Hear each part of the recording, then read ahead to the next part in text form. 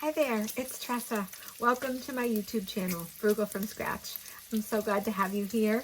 I am sharing more of the veggies that I'm getting in my farm share box and a great recipe that's pretty quick for mustard greens. So if you haven't seen my video that I did with the radishes, the French breakfast radishes and the hikari turnips, I showed you in that video how to wash greens. So I did that with these. I soaked them in water and just let them soak. I added a little apple cider vinegar and some salt and some lemon essential oil. Soaked them, rinsed them really good. And it's a good thing because I found a caterpillar in there. So, and then I picked through anything that was just kind of looking yucky or whatever and got rid of that. And so I have got them ready to go. But first, what I'm doing is I've got some bacon cooking. If you can see that, I cut the bacon into, maybe like, I don't know, inch and a half pieces. And I'm letting this bacon cook, and I'm gonna let it get nice and crispy. And then what I'm gonna do is I'll drain the fat out, pull the bacon out, and leave a little bit of the fat in the bottom, but drain out the most of it.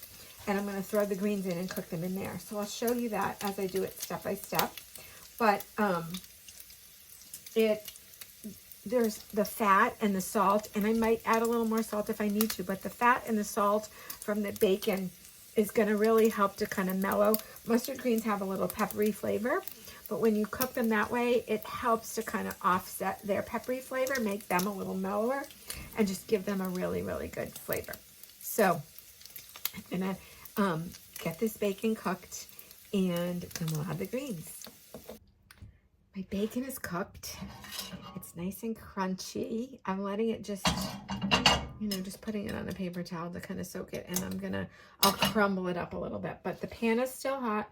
I drained out most of the bacon grease. I just left a little bit in the bottom, and I am gonna throw in my mustard greens and just let them start to, I'm just gonna kind of sweat down and cook.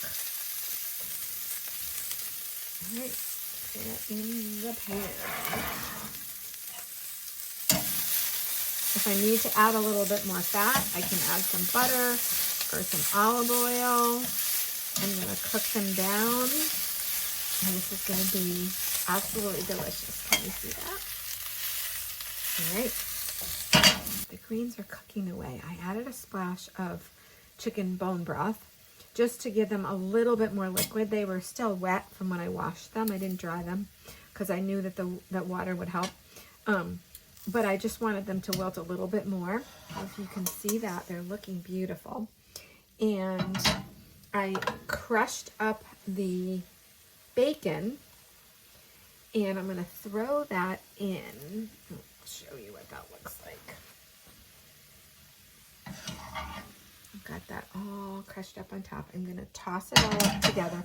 I did add a little bit more salt because I felt like they needed a little bit more salt just to have better flavor. So this was so fast and so easy.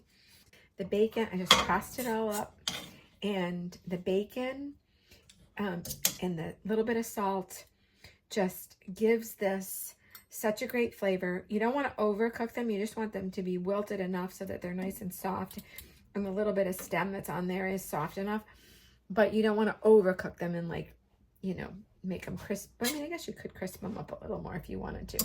But the flavor is delicious. It's going to make an excellent side dish. You can also use mustard greens in soups or stews. Any of these greens, if you get fresh greens this time of year from a farmer's market or a farm share CSA box, you can take those greens. I would still wash them and pick through them in case there's any bugs or anything in there. And then you could throw them in the freezer. And you won't be able to use them in the same way, but if you're going to cook them in a dish like this, or you're going to put them in a soup or a stew, you can keep them in the freezer and pop them out in the winter and add greens to your soups and stews and all that kind of stuff. You'll have great, delicious greens to add. So lots of ways to use them. Have a fabulous day. God bless you. Be sure to follow so you get more recipes. And check out all my links and information below.